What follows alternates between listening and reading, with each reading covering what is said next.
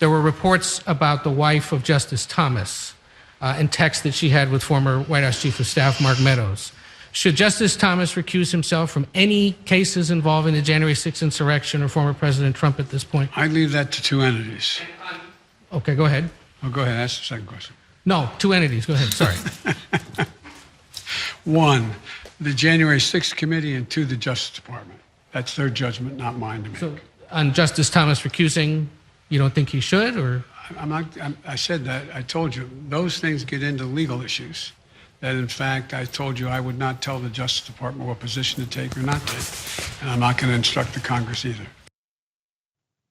Joe Biden gives the example that the answer that you might expect when talking about the fallout that's coming from Ginny Thomas and Supreme Court Justice Clarence Thomas, and the back and forth that they have, the text that she sent, her potential coordination to try and help overturn this election or insert some conspiracy theories to get elected officials to do so.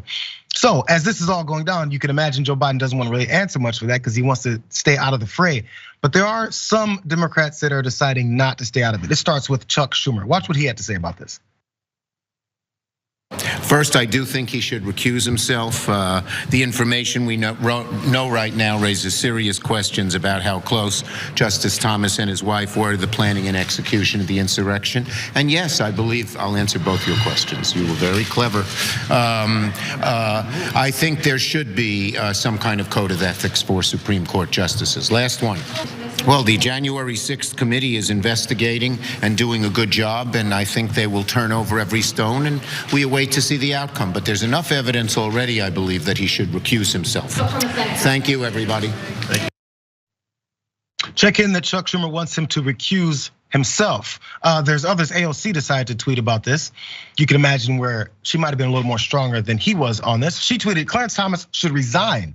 If not, his failure to disclose income from right-wing organizations, recuse himself from matters involving his wife, and his vote to block the January 6th commission from key information must be investigated and could serve as grounds for impeachment. So she starts with resign, she ends with impeachment. Representative Pramila Jayapal, she also talked about this as well. He absolutely should recuse himself, is what Jayapal said, adding that it was outrageous and stunning that he hadn't yet done so. Clearly, the Supreme Court is in need of ethics reforms. Now we're from the Schumer wing of it to the AOC wing of it to Jayapal's wing of it. There's one Democrat that has called for the impeachment though as well, directly. You can imagine what that could be. One House Democrat has called so far for Thomas's impeachment. That is Minnesota Representative Ilhan Omar. Another progressive, AOC, cracked the open door for impeaching Thomas. And she did say what we know, if investigated further, could absolutely be grounds for potential impeachment. They're all over it.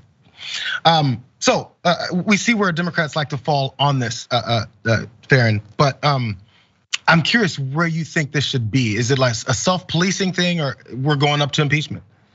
I would love to see Clarence Thomas removed from the Supreme Court. That's my personal opinion. I'm on the, I guess, extreme side. Like it is time to begin the investigation as part of the impeachment process. But at the same time, I understand, I guess I will say to a degree, where people like Schumer are coming from with their like, oh, he should recuse himself. That's what should happen. Because that, of course, does lay the long game groundwork for waiting to see if Thomas does the right thing. And of course, if he doesn't, then it's one of those gotcha moments. And then we can, I guess, begin impeachment proceedings at that point. But how much damage gets done in the meantime is my question. You know, we can't sit here and take Ginny Thomas and Clarence Thomas at their word when they say, hey, we don't talk about these things at home. You know, I don't talk about her work. She doesn't talk about my work. There's no cross pollination here. And that's just BS.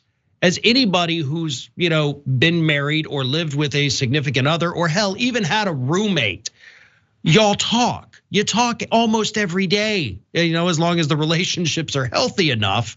And we have to assume this is a decently healthy marriage. And so, yes, there is no way Clarence Thomas was not aware of the things that his wife was doing. There's no way he wasn't aware of her beliefs, and there's no way that there was any kind of actual separation between the two. And as such, yes, he should have recused himself. But if we leave it to them to police themselves, well, look at the police.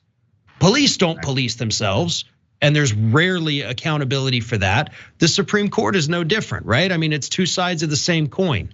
If there's no ramifications for not policing yourself, then why enforce the rules on yourself if they're not going to be enforced against you anyway?